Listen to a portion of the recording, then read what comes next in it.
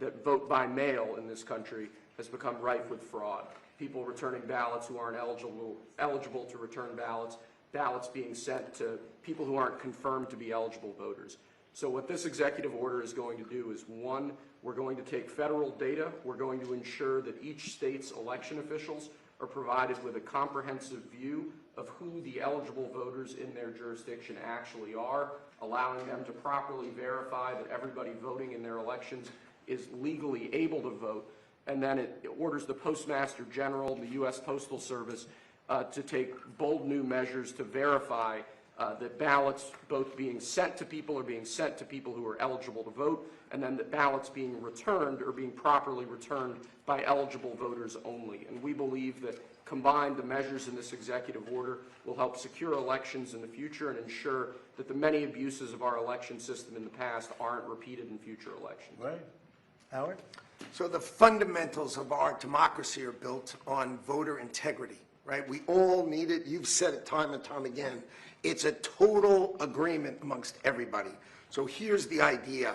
The states, right, run these elections. They will, if they want to use the U.S. mail, the U.S. Postal Service, they're going to get a code, a barcode from the U.S. Postal Service, and they're going to put that on the envelope, and we will have one envelope per vote. None of this time where we have no idea, there's no observers to mail, there's no envelopes, there's no certainty. That's all going to go away, and what the president is doing today is he's going to make sure that mail-in ballots are safe, secure, and accurate, and will have a clear distinction.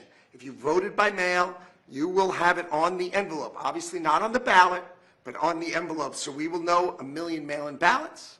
There'll be 1 million envelopes, and you'll be able to know exactly, correctly, that citizens voted. And this came up with some great legal minds. They looked at the various documents and everything that was going on, because the cheating on mail-in voting is legendary. It's horrible what's gone on. And it's very clearly covered, very, very clearly. So I think this will help a lot with elections. We'd like to have voter ID. We'd like to have proof of citizenship, and that'll be another subject for another time. We're working on that. You would think it would be easy. It's a 98% issue for Republicans. It's 86%. The thing just came out, a poll, and it's 86% with Republicans and Democrats, not leaders, because the leaders of the Democrats cheat.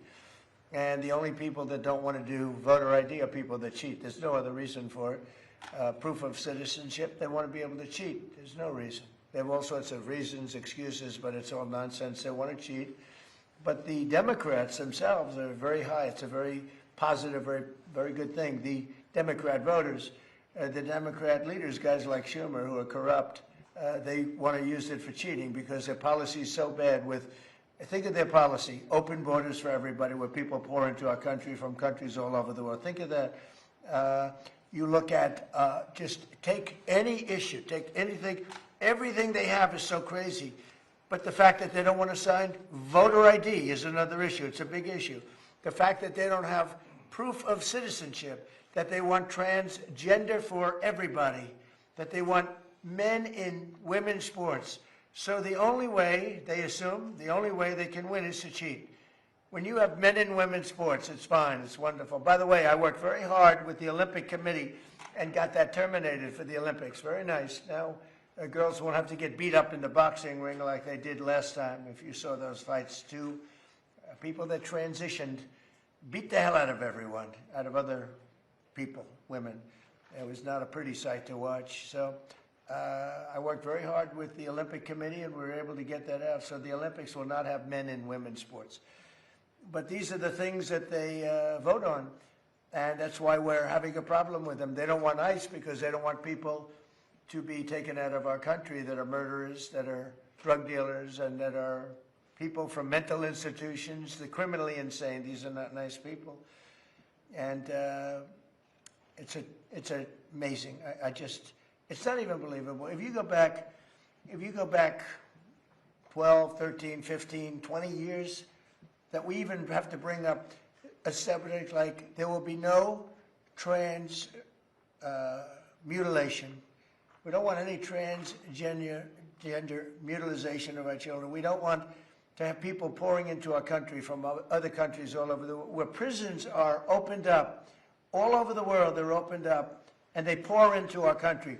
Murderers, 11,888 murderers. Think of that. We got many of them out. And by the way, Washington, D.C. just set a new record for safety, and I'm sure you know that, because, Peter, when you walk down the street, you're not mugged lately. But it's a very safe city now. We took great pains to make it that way, but it actually happened pretty quickly. Within 3 months, it was good. Within 4 months, it was very good. Within 5 months, it was great. Now it's better than it ever was. And so Washington, D.C. is now considered a very, very safe city. We removed almost 4,000 people, just so you understand. You know, an interesting stat is that 2% of the people create more than 90% of the crime. And the good thing about that is when you get rid of 2%, it's not that many, you don't have a lot of crime. But Washington, D.C., we're very proud of. We're very proud of Memphis, Tennessee, and Louisiana. New Orleans is unbelievable. They had the safest, they just finished their Mardi Gras. They had the safest Mardi Gras in 58 years. The governor just called me, Jeff Landry just called me. He said, it's the safest Mardi Gras in 58 years because of us. And really, Chicago should call and say we'd like help. New York should call. They've had a lot of problems that we want help. Los Angeles should call and probably will. I think they have to. Now, we're going to have to do something when it comes World Cup time, and we're going to have to force ourselves upon them, which we have the right to do, because we don't want to have any crime. We don't want to have any problems for the Olympics and the World Cup, and even for 250.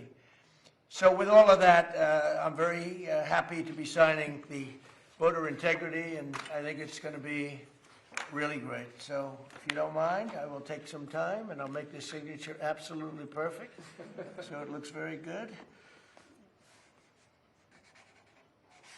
So far, so good.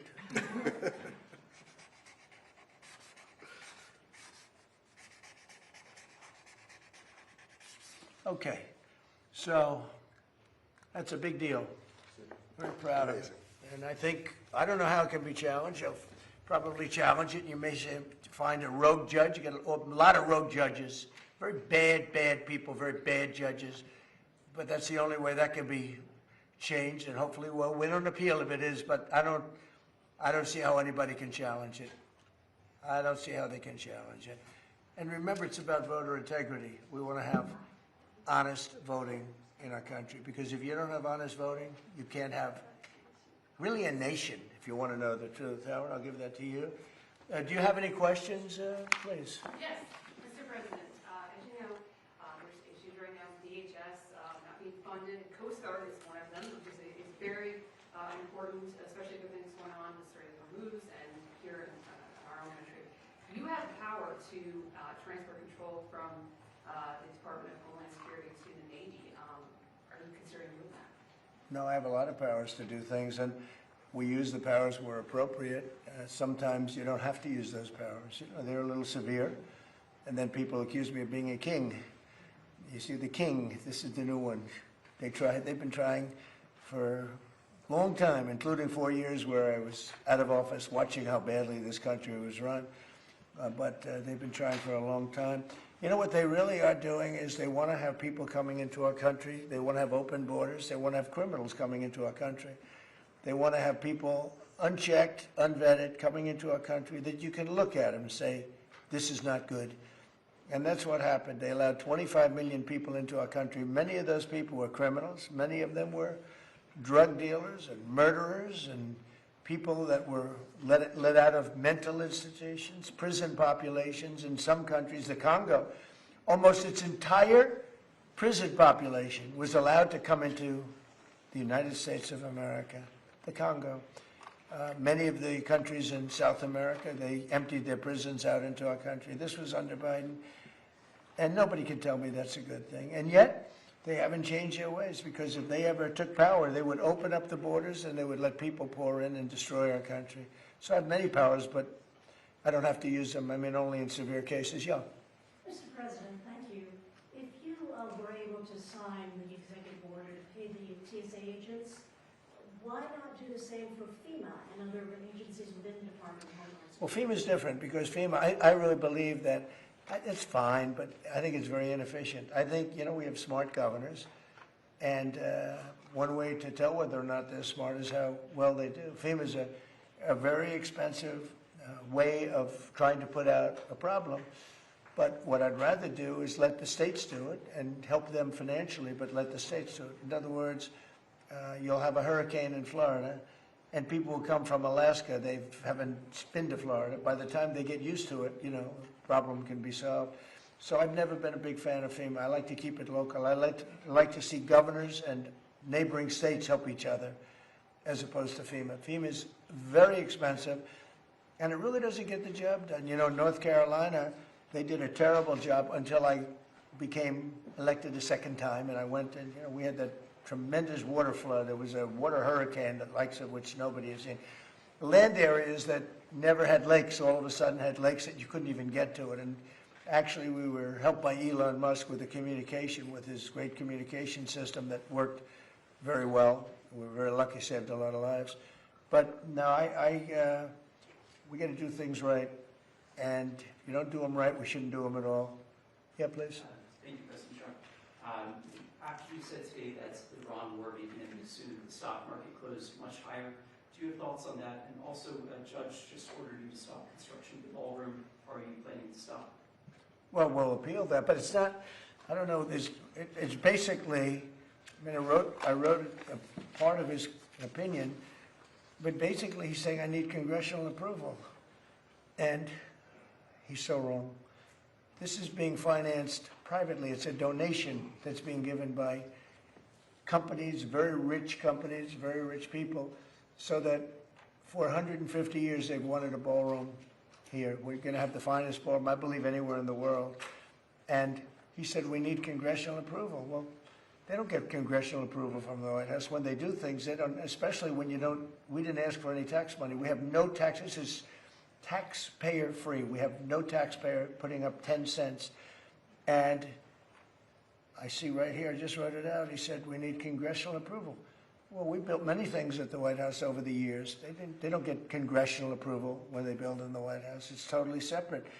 And especially when it's a donation. I mean, the ballroom is a donation. It's gotten great reviews. People love it. And presidents for 150 years have wanted this ballroom to be built, because when we have President Xi or other presidents or prime ministers coming, we don't have a big room. We have the East Room, which is very small. And he said we need congressional approval. He also said, but this is positive for us, I'm allowed, that meaning we are allowed to continue building as necessary to, let's see, what is that? To cover the safety and security of the White House and its grounds. So it says here very carefully, the safety and security have to be protected of the White House grounds. Well, that's what we're doing, because everything's bulletproof glass, et cetera, including the ballroom. And then it goes construction and all of the things necessary. It says personal safety of the president and his staff are a part of that. So it talks about that we're allowed to continue building. In other words, he put an order on, and even that he gave 14 days. We don't need it, because that's what we're doing. He's allowed to continue building as necessary. And when it talks about the safety and security of the White House and its grounds. So just so you know, I wrote some of the thing down. We have a drone-proof roof, and it talks about the president and his staff. Well, we don't have a lot of bulletproof glass. The White House was built a long time ago. This has the highest level of, in fact, they call this the glass,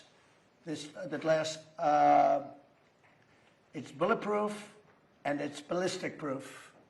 It's very thick. It's like that. And it's going 45 feet high, and every window is covered, every door is covered. The roof is drone-proof. We have secure air handling systems. You know, bad things happen in the air if you have bad people. We have bio-defense all over. We have secure telecommunications and communications all over. We have bomb shelters that we're building. We have a hospital and very major medical facilities that we're building. We have all of these things. So that's called, I'm allowed to continue building as necessary. So think of that, for the safety of the president. So we have all these things. So on that, we're okay. Where he's totally wrong, and he made, a statement that's fine, but I'll give you an example. You have right here, $300 to $400 million, depending on finishes. If I use very expensive marble, if I use very expensive wall coatings, if I could bring it up to 400. Otherwise, we're right now ahead of schedule, we're under budget. But depending on finishes, from $300 to $400 million are being given by great people, people that you all know. Rich people, rich companies, big companies. They wanted to see this built because every president, literally for 150 years, has needed a space like this. Many of you have gone to the tent when we have a president of a big country or somebody being honored of great distinction, and they sit in a tent, and if it rains, you get soaked because the grass gets wet here very fast. It's a wet area. They used to call it a wetland, but I guess they don't do that for the White House, but it's essentially a wetland. And when it rains, you're in trouble.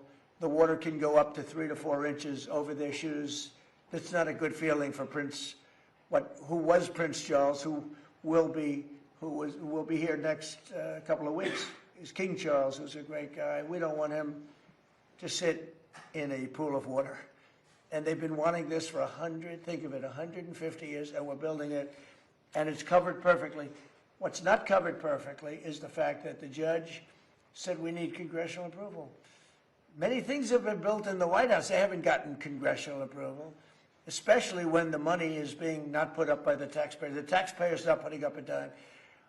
This building was necessary for many years by the fact that I've built many ballrooms, and I built many things, and I know how to build. I'm not building the Federal Reserve where the guy's spending $4 billion for a tiny little building, $4 billion for the Federal Reserve building.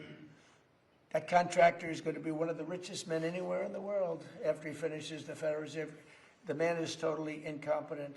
Jerome, too late, Powell, is totally incompetent, and he's got to get out of office pretty fast. He's doing a bad job, but he's also done a bad job in shepherding the construction of that building. Do you know they ripped down a part of that building, and it was they say it's one of the nicest buildings in Washington. They ripped it down. So we feel, and we don't feel, we know that congressional approval is not necessary to put up a ballroom. And many things have been built on the site, they've never gotten congressional approval. And especially when the money is all put up. This is all donations by people that love our country, that love the White House, and that feel it was very necessary. Mr. President, a couple of questions for you on Iran, but first one that affects Americans here at home, gas prices. Today they hit $4. We have $4, yeah, and we have a country that's not going to be throwing a nuclear weapon at us in 6 months. But Americans are feeling the effects in the interim of this and they're also operation. feeling a lot safer. What is the plan to bring them back down? All I have to do is leave Iran, and we'll be doing that very soon, and they'll become tumbling down. And stock prices were up today almost to a record because they know two things. Number one, we have a safe country. We had to take a little detour because we had a madman named Khomeini who sadly is no longer with us. And we had regime change already. We've knocked out one regime, then we knocked out the second regime. Now we have a group of people that are very different. They're much more reasonable, I think much less radicalized. We've had regime change. We're dealing with people that are much more rational, and it's amazing what we've done. We had to make a little detour. So when the stock market broke all records just a few weeks ago, when it hit 50,000 on the Dow, 7,000 on the S&P, I said to the American people, it's time that we have to make a little detour because we have a madman that wants a nuclear weapon, and if we didn't knock him out with a B-2 bomber, we would have a nuclear weapon right now. It would have been used before today. And you may not be standing there asking that question, okay? So I think we have a country that understands that. I see CNN did a poll, and they talked about voters or MAGA voters, and My poll came out at 100%. Nobody covers that poll. They had another poll where it was at 92% approval. I think that the people understand it. We'll be leaving very soon, and if France or some other country wants to get oil or gas, they'll go up through the strait and Hormuz Strait. They'll go right up there and they'll be able to fend for themselves. I think it'll be very safe, actually, but we have nothing to do with that. What happens in the strait, we're not going to have anything to do with, because these countries, China will go up and they'll fuel up their beautiful ships and they'll leave and they'll take care of themselves. There's no reason for us to do it. We hit them hard. We got rid of a lot of the radicalized lunatics along the strait. But if they want something, but I would say that within 2 weeks, maybe 3, we're hitting them very hard. Last night we knocked out tremendous amounts of missile-making facilities. We, as you probably read or wrote, we knocked out. Excuse me? Pardon me for interrupting. The U.S. will be gone or done with the war in 2 I or 3 think weeks? 2 or 3 weeks. Yeah. Not 3 weeks, if it is We'll 3 leave, weeks, because then it would there's be no past reason the for us to do this. deadline. Look, problem with the strait, a guy can take a mine, drop it in the water, and say, oh, it's unsafe. It's not like you're taking out an army or you're taking out a country, or they can drop it. Or you can take a machine gun from the shore and shoot a few bullets at a ship, or maybe an over-the-shoulder missile, small missiles. That's not for us. That'll be for France. That'll be for whoever's using the strait. But I think when we leave, probably that's all cleared up. Today I heard tremendous numbers of ships were sailing through. We're negotiating with them right now. They've been, again, we have had regime change. Now, regime change was not one of the things I had as a goal. I had one goal. They will have no nuclear weapon. And that goal has been attained. They will not have nuclear weapons. But we're finishing the job, and I think within maybe 2 weeks, maybe a couple of days longer to do the job. But we want to knock out every single thing they have. Now, it's possible that we'll make a deal before that, because we'll hit bridges, and we've hit some. We'll hit some bridges. We've got a couple of nice bridges in mind. But if they come to the table, that'll be good. But it doesn't matter whether they come or not. We've set them back. It'll take 15 to 20 years for them to rebuild what we've done to them. They have no Navy. They have no military. They have no Air Force. They have no telecommunications. They have no anti-aircraft systems. They have no leaders. You know, their leaders are all gone. That's why we have regime change. We have nice new leaders. Peter? Thank you, President Trump. You talked about how the ballroom needs to have a drone-proof roof. Right. There have been drone swarms flying over sensitive military installations in the U.S. over the last couple of weeks. The Yeah. reports are they don't look commercial and they can't be jammed. Is this another country's military? I don't think so. We have a great system of, do you notice that over the last 4 or 5 days you haven't seen very many drone hits, right? We have some unbelievable anti-drone weaponry that's incredible. But you want to have, like, for instance, the ballroom, we have a very powerful very steel roof with other things in it.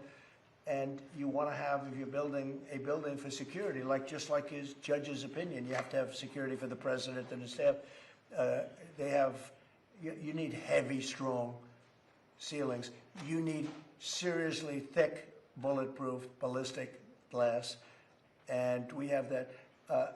Other buildings don't. You know, fairly modern buildings don't have that. They have roofs that are weak and they have regular glass windows. There was this incident down at Barksdale, though, where apparently a whole swarm of drones for a couple hours was over the flight line. There's a lot of really important planes down there. Yeah.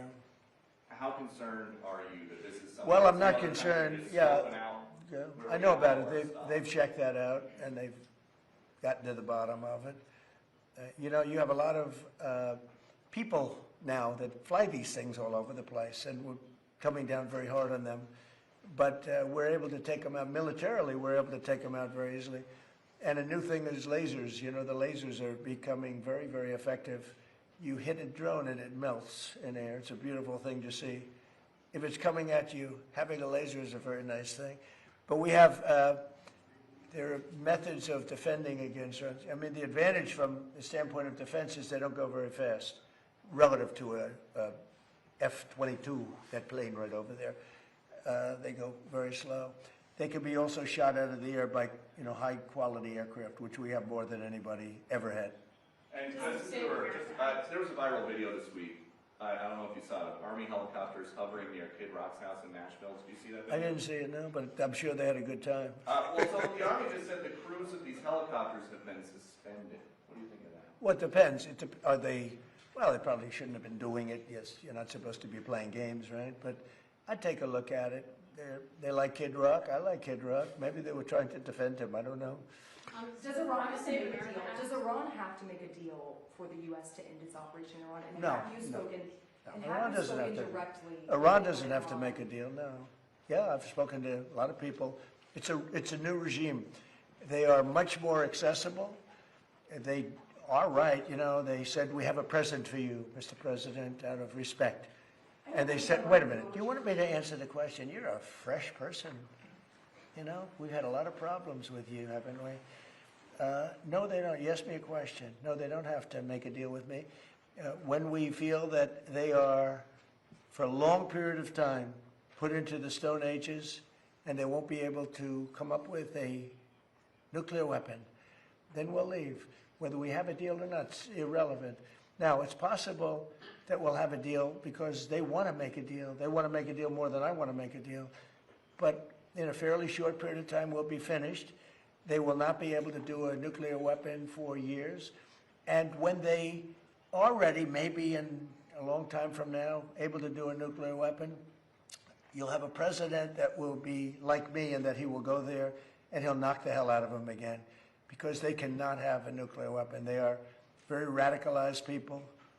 They're very sick leaderships.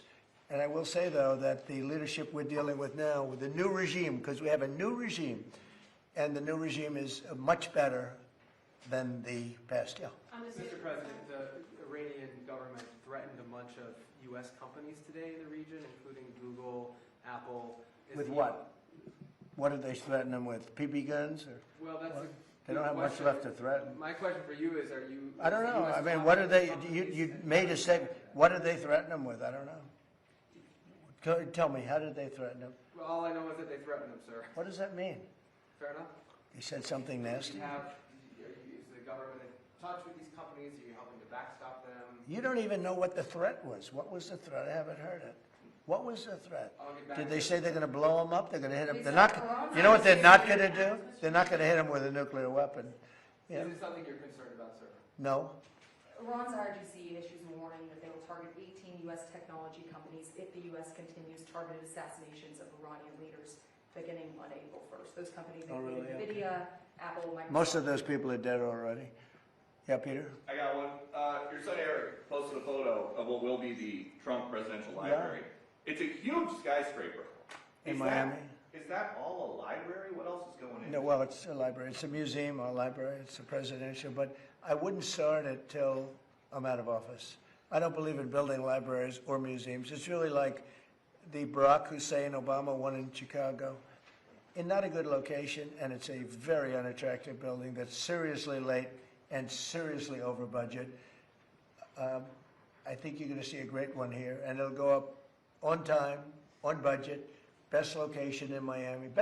They say it's the best block in Miami, and the state worked with us. Will people live in the floors? No, it's going to be most likely a hotel. You know, this concept could be office, but it's most likely going to be a hotel with a beautiful building underneath and a 747 Air Force One in the lobby, which is going to be a trick.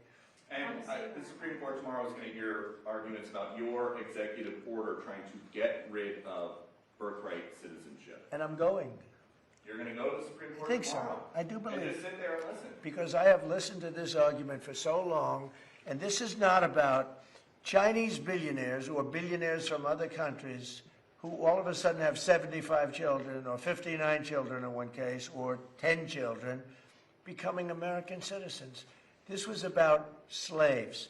And if you take a look, slaves, we're talking about slaves from the Civil War, and if you take a look at when it was filed, all of this legislation, all of this, everything having to do with birthright citizenship, it was at the end of the Civil War.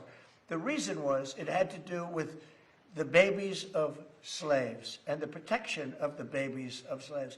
It didn't have to do with the protection of multi-millionaires and billionaires wanting to have their children get an American citizenship. It is the craziest thing I've ever seen. It's been so badly handled by legal people over the years. If you look at the original Birthright citizenship papers, they all happened right after the Civil War. The reason was it had to do with the babies of slaves. And hopefully it's going to say, because our country is being scammed. We're getting all of these people. They're selling the rights to them. People are making a living, a big living, getting hundreds of thousands and even millions of dollars from bringing people in and saying, congratulations, your whole family is going to be a citizen of the United States of America. That's not what it was for. It wasn't for billionaires bringing people in or family in. It was for the children of slaves. And what you really have to do, and I don't think the lawyers talk about it as much, look at when the Civil War ended and look at the date of when this was enacted. Okay. Have you ever been to the Supreme Court before? Is this going to be the first time going to the Supreme No, Court? I went once before, with the opening of the Supreme Court in the last administration. And which justices will you be listening for most closely? I love a few of them. I don't like some others. And you know, you say what you want, but you have the ones that were appointed by Barack Hussein Obama and Biden. I don't care how good your case is. You can have the greatest case ever. They're going to rule against you. They always do. And it's not supposed to be that way. Now, the Republicans tend to be very different. They want to show how honorable they are. So a man can appoint them and they can rule against him. It's so proud of it. We're so proud we ruled against Trump. We're so proud. We're above it. There are those that say that's wonderful, and there are those that say they're so stupid. But the Democrats never fail at one thing. When Barack Hussein Obama or when Biden appoints somebody, they go along that line. You can have the greatest case in history. And almost, I guess I have to say almost, maybe I don't have to say it, almost without fail, those people, 4 of them, sometimes 5 of them, but 4 of them will vote against you. You don't have a chance. You don't have a chance. And that's not what the court system is. Now, the Republican appointees tend to go, and this has been long before me. This has been for many years. Some people would call it stupidity. Some people would call it disloyal. Some people would say they're right in doing it. And I don't mind being right, but the other side almost never does it. Almost. I think you could find maybe a couple of instances. Almost never does. When a Democrat appoints a judge, and I'm talking about judges, not just justices, you go before some of these Democrat judges in Washington, D.C., and you don't have a chance. That's why I gave pardons to hundreds of people that were so badly treated, having to do with J6. Yeah? President Trump. Next. Oh, do you have a question? Yeah. Let's go. I didn't see you over there. Sorry. You've been so nice. Here we go. Now she's gonna hit me with a bad one. Go ahead. On the Save America Act, Mr. President, do you still think it's going to pass? Were you I don't signing know. this? It's the craziest thing. The Democrats are totally against it. Again, they're unified. I think maybe you would have Fetterman, who I have a lot of respect for, but the Democrats are unified against it, and you need Democrat votes. Unless you do something smart called the filibuster, terminate the filibuster, which they should do. Republicans should do that, but there are a couple of Republicans that maybe they're not so smart, because the Democrats will do it on the first day in office, maybe the first hour. It's a question, will it be the first hour or the first day? So who can believe that a person, you can't even get it to the floor, that a person wouldn't vote for, think of it, for citizenship, proof of citizenship, for voter identification. And we also added one, we added mail-in ballots. Mail-in ballots with exceptions for the military, for people that are sick, people that are traveling, for the disabled. We have very generous exceptions. But who would believe that that would be possible not to get those things to vote for? And then we added, best of Trump, we added no men and women sports. Different subject, but we added that, and we said no transgender mutilization of our children. These are all 90, 95, maybe 98 in some cases, maybe 99 in terms of those first 2.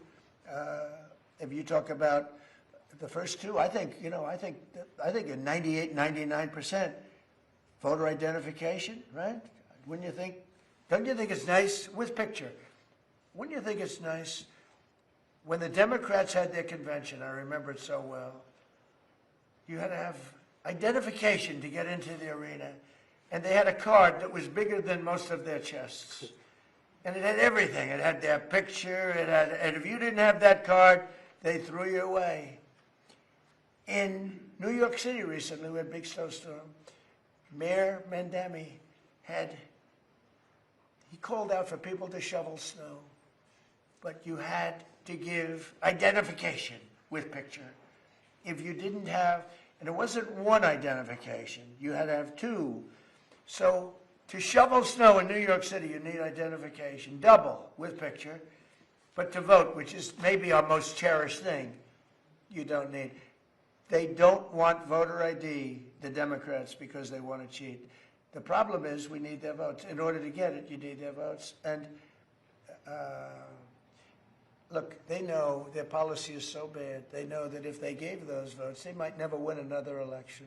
So they're fighting like hell. Would you sign They're actually fighting for their survival because their policy, the Republicans have great policy, smart policy, strong borders, low interest rates, low taxes. We just gave you the largest tax cut in history. All these great policies, we want a strong military. Look at our military. We have the strongest military. Look what happened in Venezuela.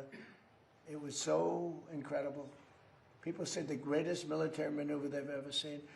Look what's happening in Iran. We're totally unchecked. Everything's been bombed out. They have no anti-aircraft protection. They have no nothing. They don't have anything. Look at our military.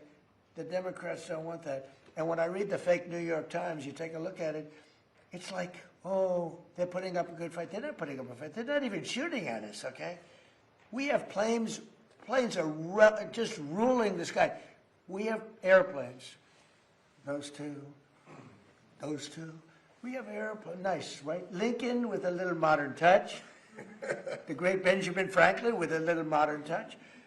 But think of it. They are roaming the skies over Tehran. They're not even being shot at because their equipment's been totally decimated. They have nothing to shoot. They have no Navy. They have no anything. And just think about this. They have no Navy. They have no military. They have no nothing. They're losing. They admit they're losing. They're begging to make a deal. And if you read the fake New York Times, a corrupt newspaper, where I'm suing them and I think I should do very well, but you would almost think, who's winning? It's so fraudulent. But just to finish up with the New York Times, if you read the New York Times prior to my election victory, including the first one, and the second one too, I won 3 times. I won 3 times convincingly. But let's go to the third victory. If you read the New York Times, you would say, oh, Trump's going to lose. But I won in a landslide. I won the popular vote. I won the Electoral College in a massive number, right? Massive. I won the counties, 86% of the counties I won. All of these different things. Winning the popular vote for Republicans, pretty amazing. But if you read the New York Times for months and months and months, you were hearing, oh, Trump is doing so badly. We have to straighten out our media. The reason their circulation is way down, the New York Times circulation, has gone way down. Washington Post is almost extinct. The papers that are being dishonest, papers generally, people don't believe the media. And to finish, I got 93% bad publicity. Some people say 97, but between 93 and 97. A person that gets 97% of bad stories, maybe Caroline's doing a poor job, I don't know. She's my representative. You're doing a terrible job. Should we keep her? I think we'll keep her. But I get 93 to 97% bad press, all fake. I won in a landslide. When you get 93 to 97 bad stories, bad press, and you win in a landslide, you know what that says? People don't believe the press. And when people don't believe the press, that's a very bad thing for our country. And when you look at, let's say, the New York Times or the Washington Post, the stories are so fake. Wall Street Journal, too, a lot of bad stories. I don't know what happened to them, but they're bad. Their circulation went way down, Wall Street Journal. I don't know if you saw the numbers that came out yesterday. New York Times, way down. Wall Street Journal, way down. Washington Post, #1, way down. Because people don't believe them anymore.